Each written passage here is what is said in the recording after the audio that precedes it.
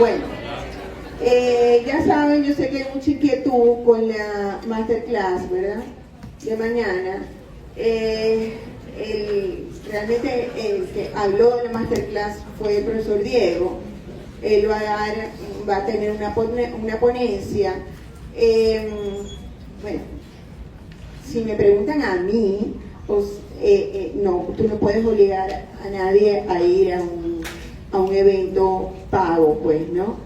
Que sí, que es un beneficio para ustedes, obvio. Todo lo que llegue de conocimientos de afuera es un beneficio para ustedes, ¿no?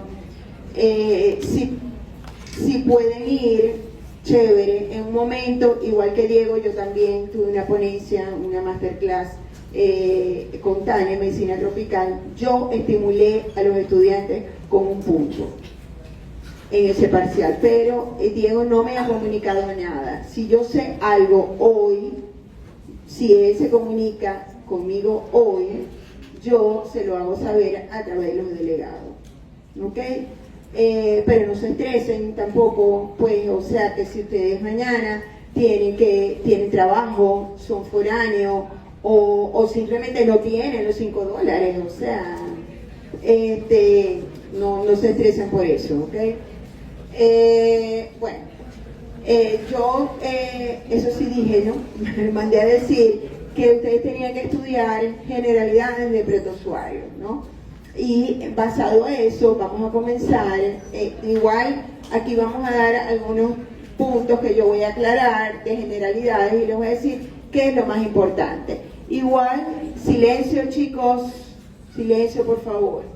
Igual que como le dije yo de generalidades de parasitología, es importante porque se va aplicando a cada uno de los temas. Entonces, vamos a comenzar con el bloque de protozoarios con Giardia intestinalis. Anteriormente, ¿a quién me puede pasar? Laura.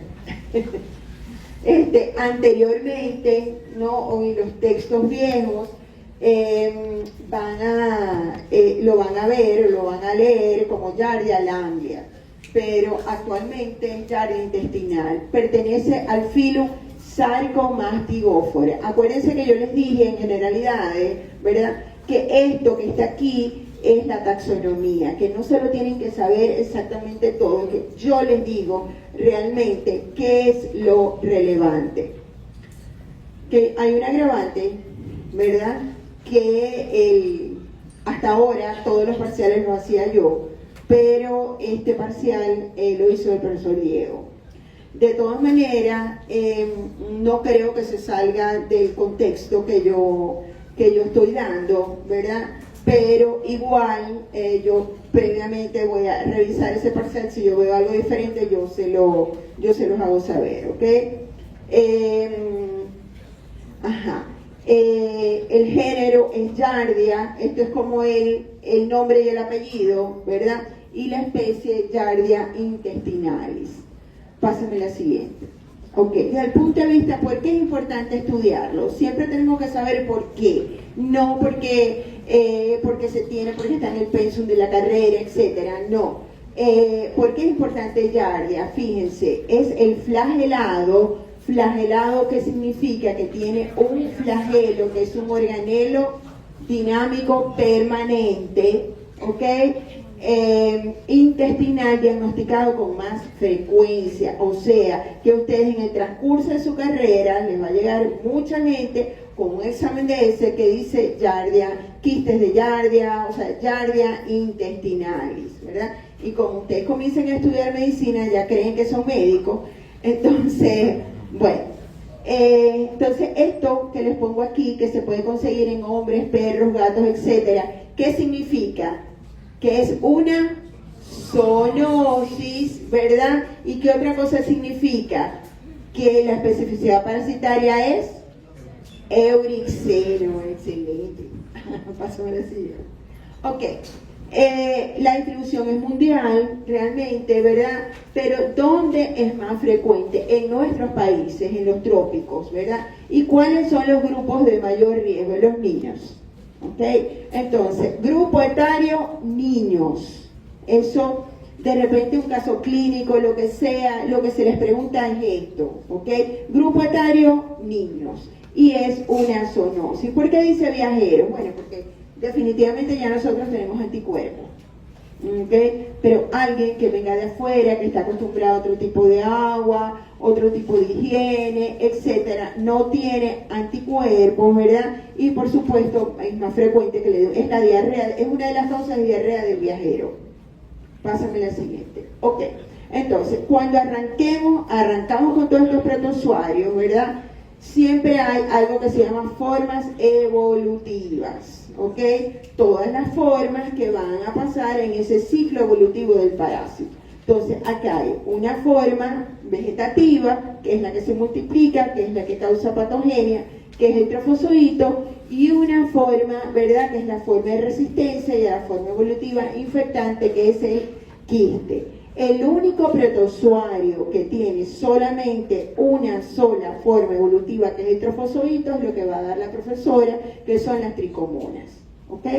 Entonces, les presento el trofozoito. Todo esto, todo es microscópico. Eso hace la diferencia entre protozoarios y el minto. Todo esto necesita el microscopio para poder visualizarlo.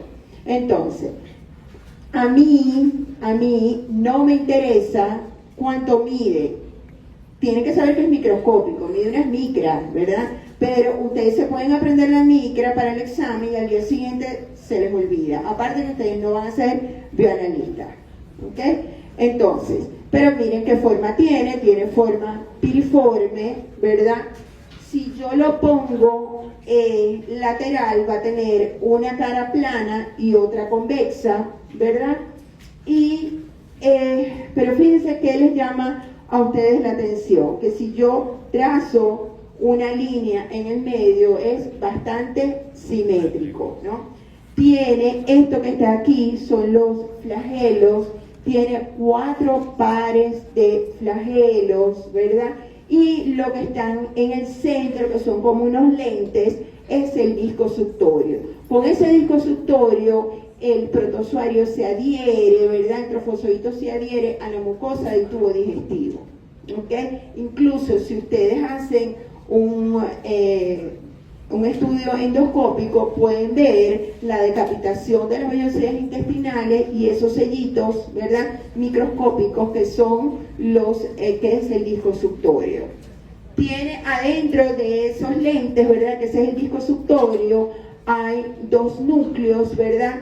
Entonces, de acuerdo a la distribución de su cromatina, los núcleos se van a clasificar en difuso, compacto o vesicular.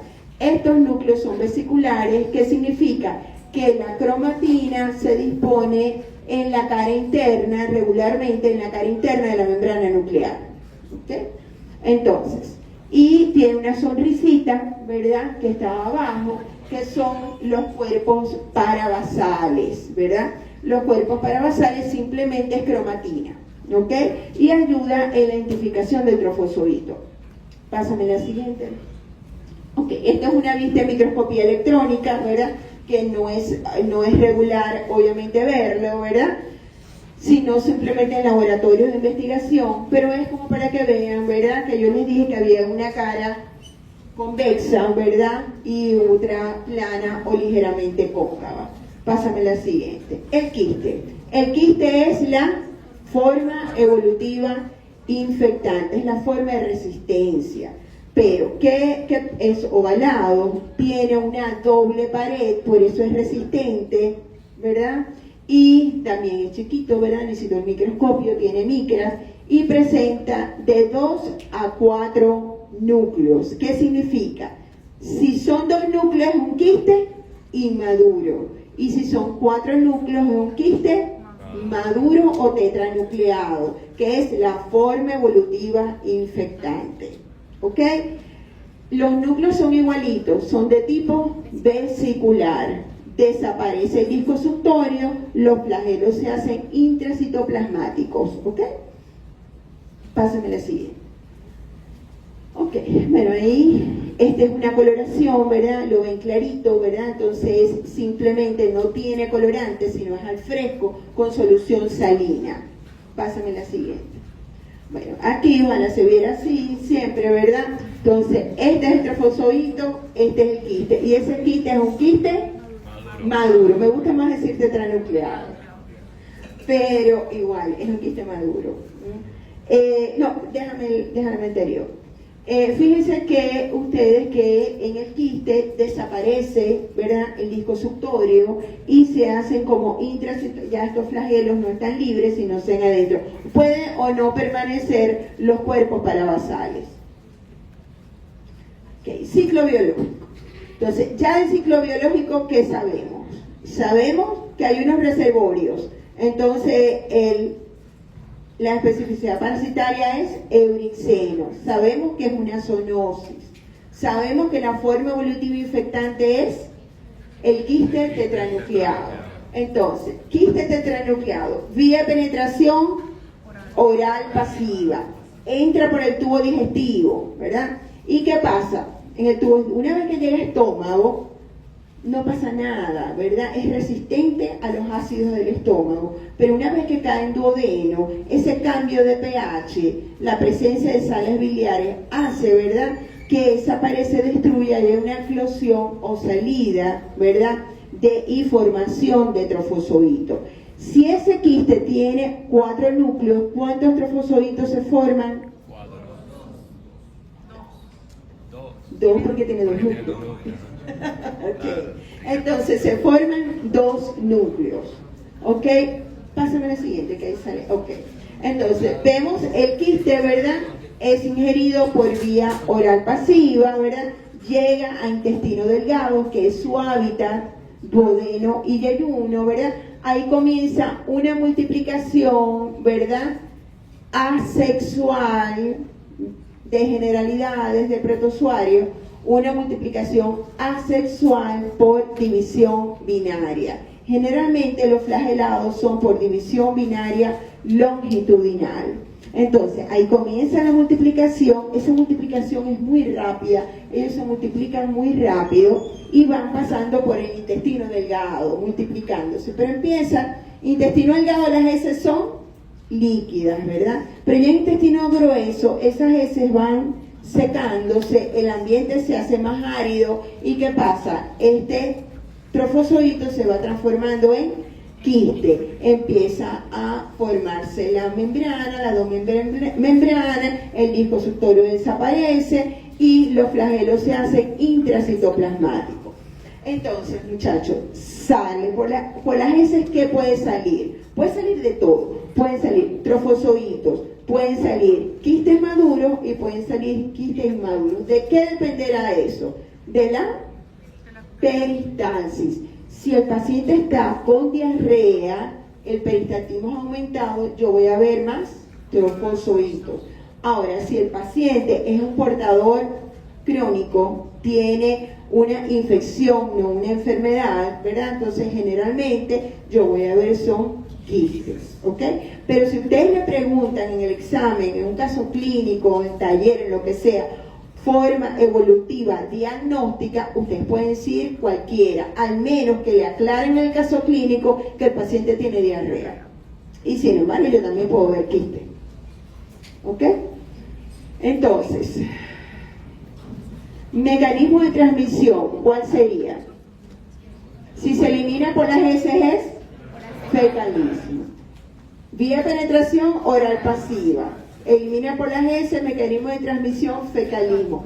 Tipo de ciclo, si ven un solo hospedador, el tipo de ciclo es monoxeno. El ciclo evolutivo solamente está en un solo hospedador, que es el hombre.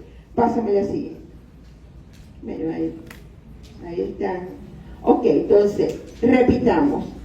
Esto es lo más, o sea, la morfología es importante, pero la biología es lo más importante. No es que se tienen que aprender al caletre del ciclo evolutivo, no, sino simplemente entenderlo y saber la biología.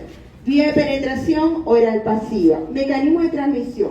Yo le dije que fecalismo, ¿verdad? Porque se elimina por las heces. Pero ¿qué pasa? Por las heces también se puede eliminar el quiste tetranucleado. Entonces, si se elimina ya la forma evolutiva infectante, entonces el mecanismo de transmisión puede ser ano, mano, boca o directo. Entonces tenemos fecalismo, tenemos ano, mano, boca y por supuesto a través de vectores, pero estos vectores son mecánicos. ¿Qué quiere decir? Que no hay un ciclo evolutivo dentro del vector, que son las moscas y las cucarachas. ¿Ok? Forma evolutiva infectante, quiste tetranucleado. Forma evolutiva diagnóstica, aquí dice quiste en general, pero quiste maduro, inmaduro o trofozoito. La nutrición, el tipo de nutrición. Pregunta de examen. Generalmente los flagelados, generalmente, porque no es el caso de tricomona, pero generalmente los flagelados, el mecanismo, la nutrición es saprozoica. ¿Qué significa saprozoica? Que es por ósmosis. ¿Ok? Que es lo mismo que ustedes saben si estudiaron biología de ósmosis, ¿verdad? El mecanismo de transmisión saprozoica es por ósmosis. Por un gradiente de concentración es la nutrición. ¿Ok? Reproducción. La reproducción es, ya les dije, es asexual por división binaria longitudinal. ¿Quién se reproduce así? El trofozoito. Pero el quiste también se multiplica porque de 2 núcleos pasa a 4 núcleos. Entonces el quiste, la división es múltiple. Pero todo esto es una reproducción asexual. Pásame la siguiente. Dime. Cuando nombró la nutrición que es Saprozoica. correcto, y nombró que era por ósmosis. O sea, saprozoica es lo mismo. Si ustedes leen generalidades, leen el tipo de nutrición saprozoica, van a entender que eso es lo mismo, el mismo mecanismo que ósmosis. ¿Ok? Ahora, entendiendo que ósmosis se va más a las formas líquidas, por eso no serían moléculas grandes. No. Pero no, yo les dije flagelados, pero no todos los flagelados, porque cuando veamos tricomona tiene una boquita que se llama citostoma, entonces es holozoica. Ajá, la patogenia puede ser mucha, pero si yo les digo que los trofozoitos es la forma patógena y se adhieren y se pegan por el disco suctorio a la mucosa intestinal, es traumática, ¿ok? También si ustedes leen, ¿verdad?, investigan, se van a dar cuenta que también produce ciertas sustancias líticas que pueden destruir el tejido. Exfoliatriz, bueno, ellos se tienen que alimentar, entonces se adhieren a la mucosa y empieza como una competencia por el nutriente. Por esto estos niños los yardianos crónicos tienen una desnutrición, un retraso en el crecimiento pontoestatural, precisamente por eso. Aparte que cuando hay una parasitosis muy grande por trofozoito, es como una barrera que hace, ¿verdad? Y no ocurre la buena absorción intestinal. Pásame la siguiente. Ok, entonces todo esto va a condicionar una mala absorción intestinal. Pásame la siguiente. Ok. La mayoría de los parásitos que ustedes van a ver, lo más frecuente son asintomáticos, o sea, son aquellos pacientes portadores sanos que tienen infección parasitaria, que andan por ahí eliminando quistes, ¿verdad? Y que no saben que tienen infección. Entonces, pero hay un grupo, ¿verdad?, que son sintomáticos y hay una sintomatología aguda y una sintomatología crónica. La sintomatología aguda, ¿qué tiene el paciente? Anorexia. ¿Qué significa anorexia? Que no tiene hambre, ¿verdad? Náuseas, vómito, distensión abdominal. Si yo le dije que el hábitat era mucosa de duodeno y yeyuno, entonces el dolor, ¿dónde va a ser? En epigástrico. El dolor es alto, ¿verdad? Hay diarrea, ¿verdad? Pero esta diarrea es sin moco ni sangre, a diferencia de la amiba. Es una diarrea, ¿verdad?, muy fétida, muy fétida, verdosa, ¿verdad? Y que tiene una característica, muchachos, que si hay un síndrome de mala absorción, no se absorbe la grasa. Entonces, esa diarrea flota, esas heces flotan en el sanitario y eso se llama esteatorrea. Uno de los parásitos que son causantes de esta atorrea es Giardia intestinal. Pregunta de examen. Y pérdida de peso. Ahora, el 30-40% de los pacientes con giardiasis agudas pueden pasar a giardiasis crónica, en donde tiene periodos de constipación y periodos de diarrea. ¿Qué va a tener el paciente? Es aquel paciente que te llega y te dice, después que como, tengo dolor abdominal, tengo una epigastralgia, tengo distensión abdominal, tengo flatulencia, ¿verdad? Y, por supuesto, un síndrome de mala absorción. Entonces, forma evolutiva que yo voy a conseguir diagnóstica en pacientes agudos es el trofozoito. Si el caso clínico se lo presentan agudo, usted puede decir trofozoito. Ahora, si es un giardiano crónico, depende. Si está constipado, consigo quiste. Si está diarreico, consigo trofozoito. Pásame la siguiente. Ok, entonces fíjense lo que yo les dije, ¿verdad? Realmente la forma aguda es más frecuente en aquellos pacientes, ¿verdad?, que no tienen un buen sistema inmunológico, ¿verdad?, como los viajeros. Pásenme la siguiente. Entonces, desde el punto de vista epidemiológico, ¿yo puedo diagnosticar una giardiasis? Bueno, me puedo orientar. Primero, grupo etario. Niños. ¿Dónde viene? ¿De dónde vive? ¿Hay buena exposición discreta? ¿Hay buena, adecuada,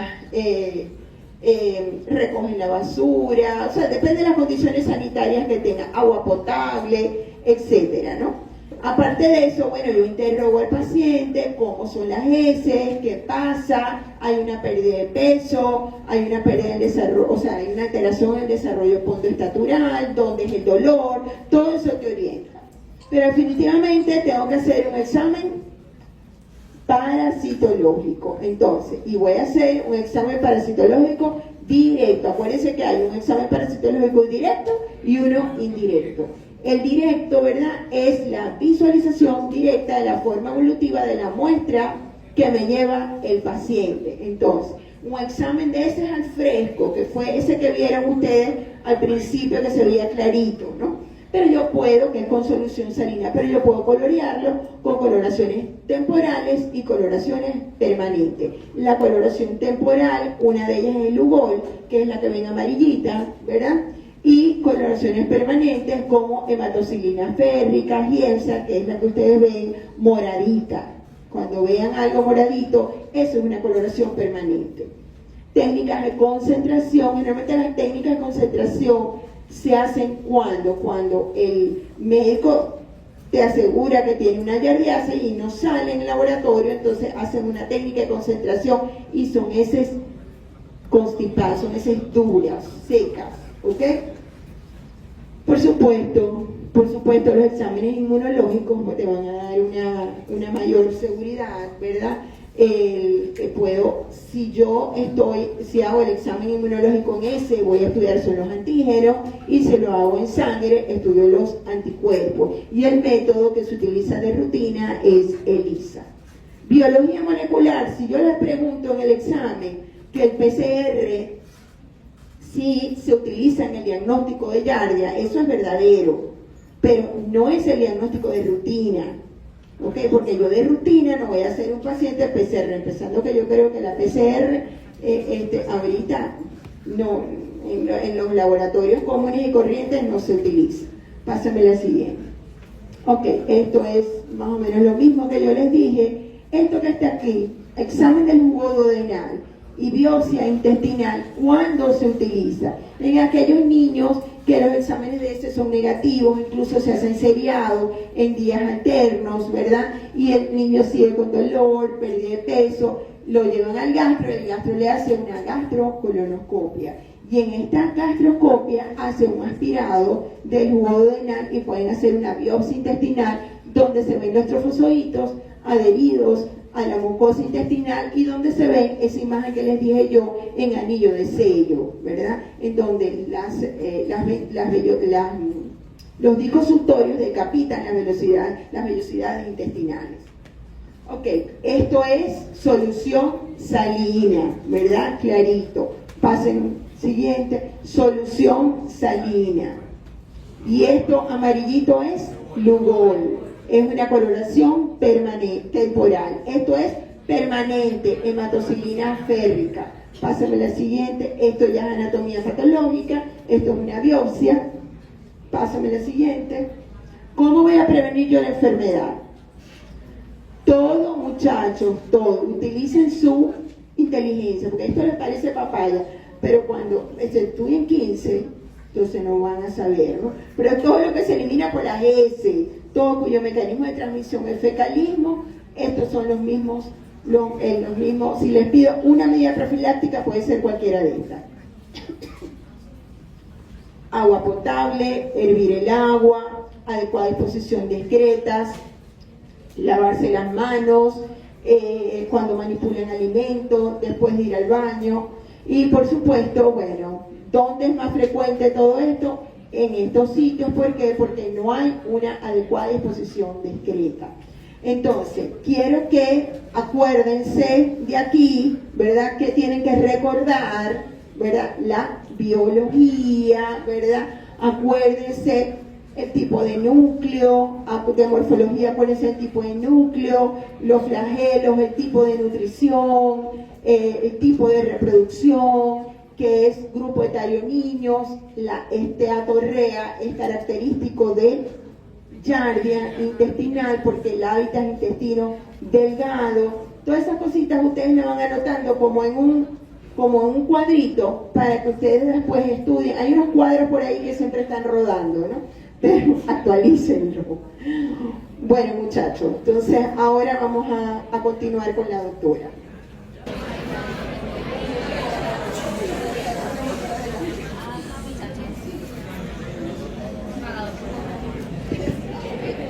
Vamos a continuar entonces con la familia Trichomonadidae. Aquí en esta clase, esta parte, vamos a estudiar de la familia las tricomonas y las pentatricomonas. Son tres organismos que vamos a ver hoy. Vamos a ver que esta pasa la siguiente. De igual manera tenemos la taxonomía. Fíjense que de estos tres organismos que vamos a hablar hoy, tricomonas y pentatricomonas, ellos son un grupo también protistas, anaeróbicos y son flagelados, como venimos hablando del anterior de Giardia, con similares características, ¿ok? Presentan de 3 a 5 flagelos. El reino es protista, subreino protozoa, igual que el otro, Sarcoplasticoptera, pero la familia Trichomonadidae, el género Trichomonas, y vamos a ver las especies que van a ser 3.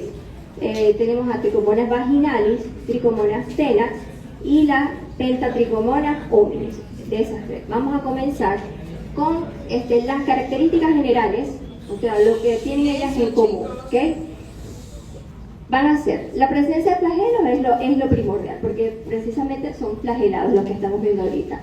Presencia de flagelos, ellos tienen esa forma piriforme, tienen un axostilo, que viene siendo esa linecita rosada allí, que eso es como un eje, que le sirve de soporte para la movilización. Imagínense que es como la columna vertebral del protozoario.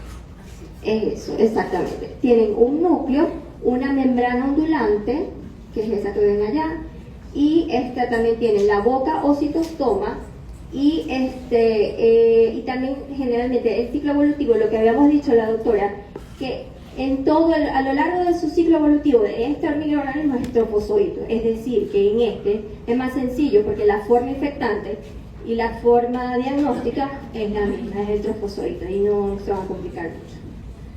Pasa la siguiente. Vamos entonces a empezar con Pentatrichomonas hominis. Este es un protozoario que es comensal del intestino. Generalmente dicen que no es patógeno, aunque hay otras literaturas, van a ver que dicen que está involucrado en algunas infecciones, inflamaciones intestinales, ¿ok?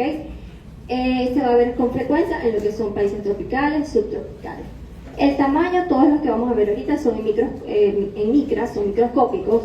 No le pedimos mucho el tamaño, como que de cuánto a cuánto. Aquí solamente tienen que saber, el más grande es vaginal, exacto, el más chiquito es tenax y el mediano es... Exacto, no que de tantas micras, de largo, de ancho, porque eso no va a ver. Tiene un núcleo que está ubicado cerca del extremo anterior, tiene la misma forma piriforme, tiene axostilo, tiene citostoma, o sea, van a ver que todo es lo mismo, las mismas características, y van a más bien ubicar qué es lo que no tienen entre los tres, que se diferencia.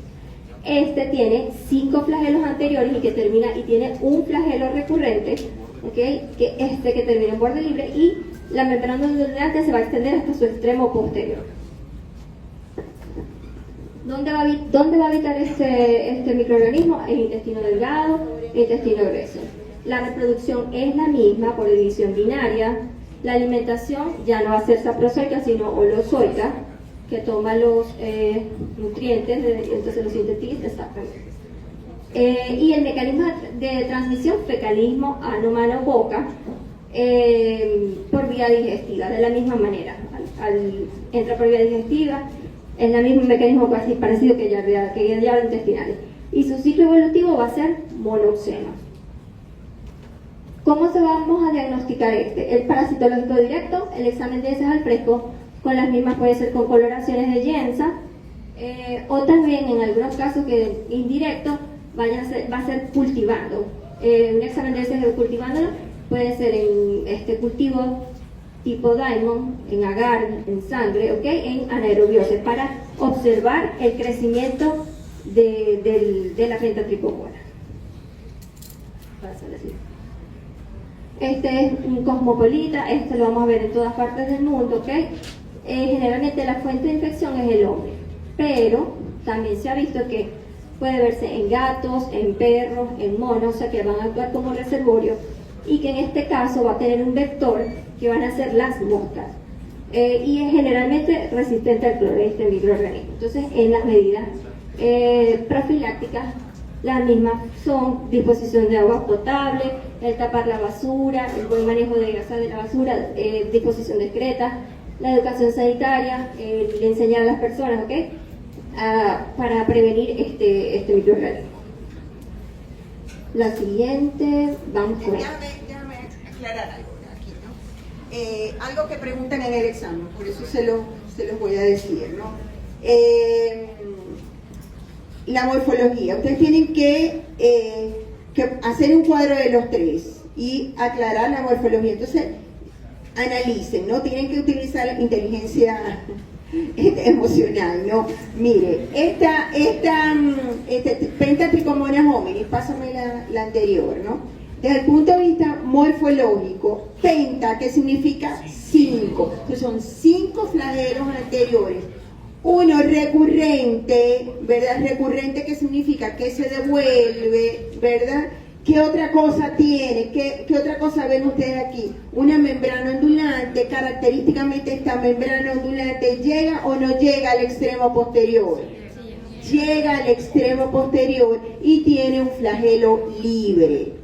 ¿Ok? Entonces, este es el único diferente desde el punto de vista morfológico que tiene. Y el núcleo, ¿qué tipo de núcleo es? Es un núcleo de tipo vesicular. Entonces, este es el único que tiene núcleo vesicular, y vaginalis y tenax tiene un núcleo difuso. Vaginalis y tenax es igualito, lo que pasa es que uno es chiquito y otro es grande. El único que es diferente desde el punto de vista morfológico es Pentatrichomonas hominis. Los tips que los hacía. Ok, entonces con tenax, ya vieron que el otro estaba habita en el intestino. Este generalmente pertenece a la flora normal de la cavidad oral y se asocia a enfermedad periodontal. Su tamaño está en el punto medio, ¿ok? Tiene un núcleo difuso que tiene unos granulos gruesos y la misma forma piriforme, pero este tiene 4 flagelos, ¿ok? Y uno recurrente sin extremo libre, y la membrana ondulante que no va a llegar hasta el extremo posterior, ¿ok? Va a habitar en la cavidad bucal, la misma reproducción, la misma nutrición, pero el mecanismo de transmisión va a ser directo, es decir, a través de besos, de la saliva, ¿ok? Besos. O indirecto, compartir utensilios, vasos, cubiertos, ¿ok? Puede sobrevivir hasta 6 días en temperatura ambiente y tiene el mismo ciclo evolutivo. El diagnóstico parasitológico lo realizan directo, es cuando se realiza una solución de sarro y visualizándolo al microscopio. E indirecto, igual cultivándolo, pero ya que tiene que darse cierta anaerobiosis, la temperatura, para que pueda tener un crecimiento alrededor de 72 horas del microorganismo. O en los casos que ya también más son para investigación, por biología molecular, por la PCR. ¿Cómo vamos a la profilaxis de este? La higiene bucal, las visitas periódicas al odontólogo, no compartir el utensilio, ¿ok? Porque entonces esa es la manera de que te contagias. Y con tricomonas vaginales, que vamos a ver que esta es como la más importante de todas las tres, porque esta es la que más adelante en su consulta en ginecología, la van a ver mucho, flujo vaginal, entonces van a ver que es la que más con frecuencia van a ver y la van a tratar y a diagnosticar y a tratar, ¿ok? Entonces, este es un protozoario de transmisión sexual y es que es el más común, pero que es tanto prevenible como curable, porque ya ven que hay otras infecciones de transmisión sexual en las que solamente hay tratamiento, pero no hay una curación total, por ejemplo, con el VPH, ¿no? Que este va a infectar lo que es el aparato genitourinario, tanto de hombres como de mujeres. El tamaño, fíjense, 7-23 micras es el más grande de todos. Tiene el núcleo difuso, la forma, los flagelos, 4 flagelos. La membrana del antigualito no llega al extremo posterior y presentan lo mismo, citostoma y el axostilo, ¿ok? Todos son similares, son iguales. Pasando al siguiente.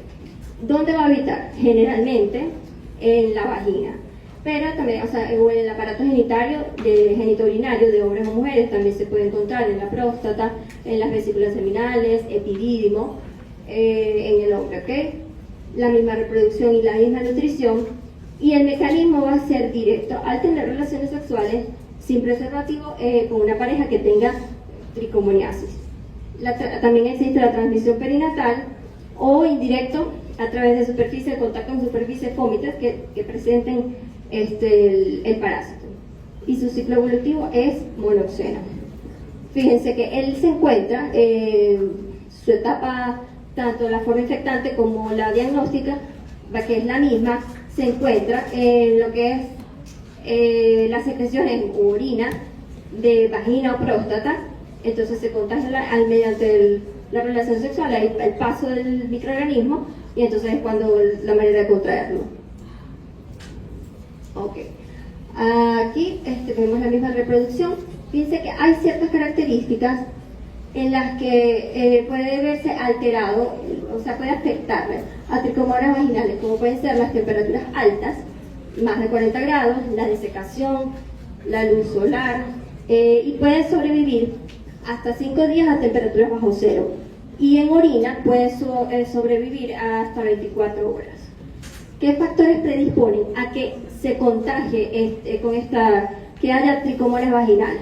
Tenemos el aumento del pH vaginal, cuando se modifica mucho la flora bacteriana vaginal, y la disminución de los estrógenos. Eso también predispone a tener infección por tricomonas vaginales. La parasitosis va a ser entonces tricomoniasis. La tricomoniasis tiene un periodo de incubación de 5 a 28 días. ¿Y qué es lo que va a producir? Una vulvovaginitis. Hay flujo vaginal, hay una leucorrea, que es flujo verdoso, amarillo, muy fétido, o sea, con olor a pescado, ¿ok? En la mujer, incluso esa infección puede extenderse hacia lo que son los genitales externos y la región perineal. Produce mucho prurito genital, hay dispareunia, o sea, dolor al momento de la relación sexual, disuria, también mucho ardor al orinar, todos esos síntomas. Y en el hombre, en la mujer, en el hombre el 90% pues son subclínicas, tiene la infección más no tiene ningún síntoma, pero cuando la hay, sí hay una secreción que es purulenta, amarillenta, a través del meato uretral. Al examen físico, cuando se puede, al examinar que colocan el espéculo, puede verse también mucho edema de la vagina, muy eritematosa, muy roja, y en el cuello, que es esta imagen acá, este cuello uterino, que tiene todas esas hemorragias petequiales en puntitos, que produce tricomonas. Y es una sensación, lo puede describir como de quemante, ¿ok? En la mujer. Y en el hombre puede haber secreción. secreción a través de él. El diagnóstico de este, pues el diagnóstico generalmente, la clínica es muy sugerente, y cuando vean en ginecología los distintos flujos que puede tener la paciente, la descripción que les dice, el color, el olor, si pica o no pica, todas esas cosas las van a ir orientando hacia cuál es el agente causal, ¿ok? En el hombre, bueno, de igual manera cuando hay secreción. El examen es directo por la secreción vaginal, tomar muestra de la secreción vaginal para observar el trofozoito, el movimiento del trofozoito en la muestra. El indirecto también el cultivo, que ya habíamos mencionado anteriormente, o también hacer pruebas inmunológicas del exudado vaginal con ELISA o prueba molecular de PCR. Aquí tienen unas, y por ejemplo, en la epidemiología a nivel mundial va a prevalecer sobre todo en personas con múltiples parejas sexuales. La edad, desde que se inicia las relaciones sexuales, desde el inicio, 15 a 45 años generalmente.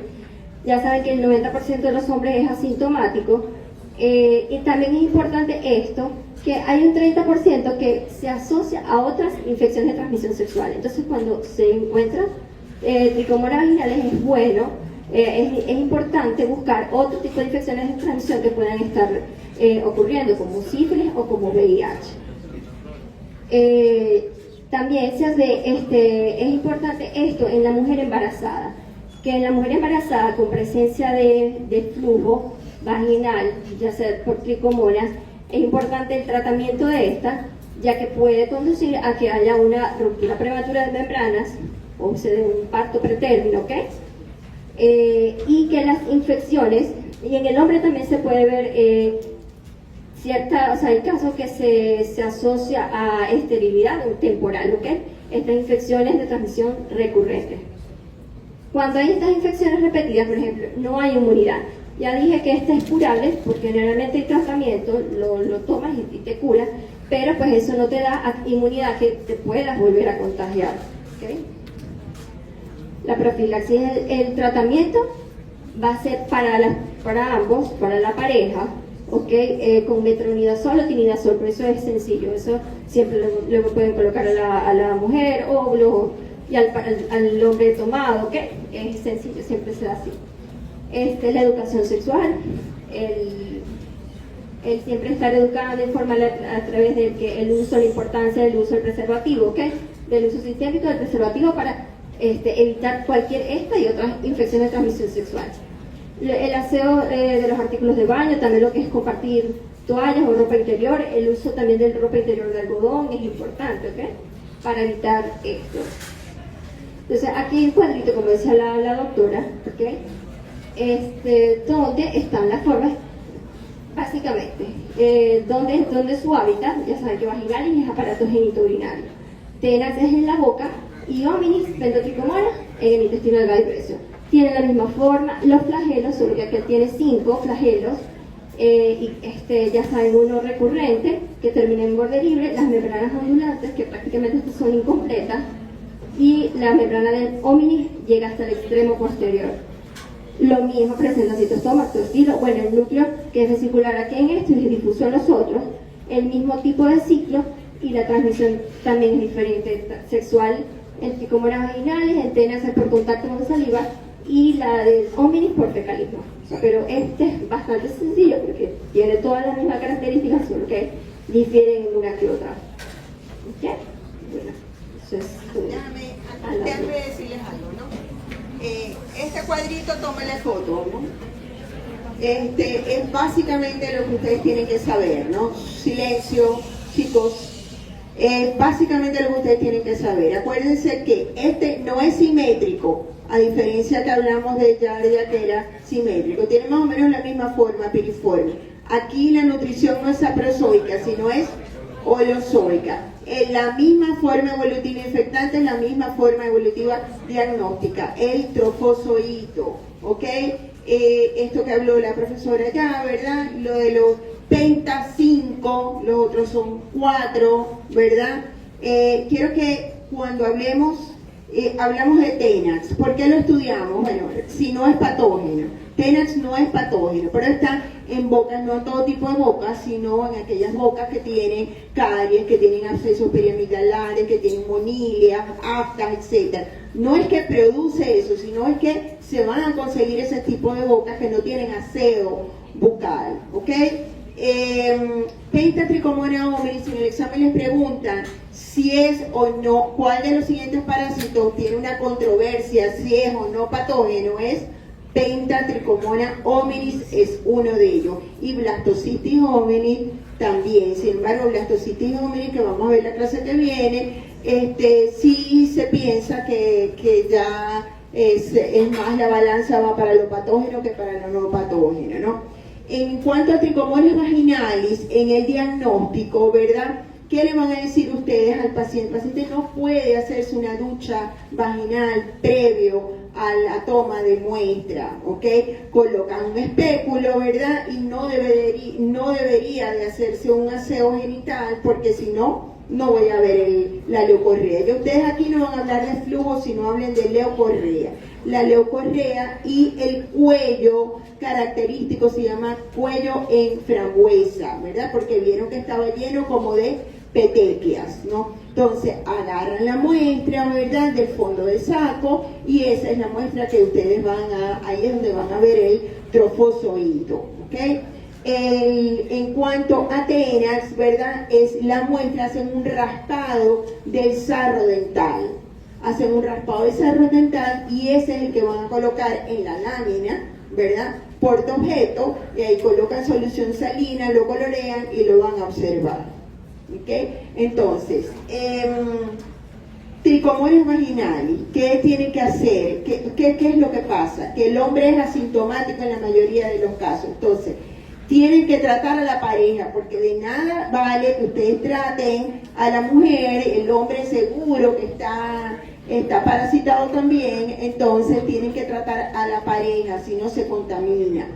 Ojo, importantísimo, control prenatal. ¿Por qué? Porque la profesora que les dijo que uno de los mecanismos de transmisión era a través del canal del parto y produce ruptura prematura de membrana. Y si hay ruptura prematura de membrana, hay un parto prematuro. Entonces es preferible hacer una citología, si se observa un flujo, cultivarlo o simplemente un parasitológico directo, ¿verdad? Para yo tratar al paciente para prevenir un parto prematuro. Entonces es importante meterlo, colocarlo como protocolo de control prenatal. ¿Ok? Bueno, yo creo que básicamente esto es básico, ¿verdad? Un cuadrito así que ustedes vayan comparando uno con otro, tamaño, cuál es el más grande, cuál tiene el núcleo difuso, el vesicular es el Pentatrichomonas hominis, los otros son difusos, ¿verdad? La membrana, el flagelo recurrente llega al extremo posterior solamente en Pentatrichomonas hominis, y la membrana ondulante llega al extremo posterior en Pentatrichomonas hominis. Todo lo demás es más o menos similar, ¿ok? Entonces, el único que solamente tiene fórmula infectante y diagnostica el mismo, trofozoito. Bueno, chicos, la semana que viene nos volvemos a ver, ¿ok? Realmente no me toca amibas, entamelistolítica y amibas de vida libre, pero esa era la del profesor Jan.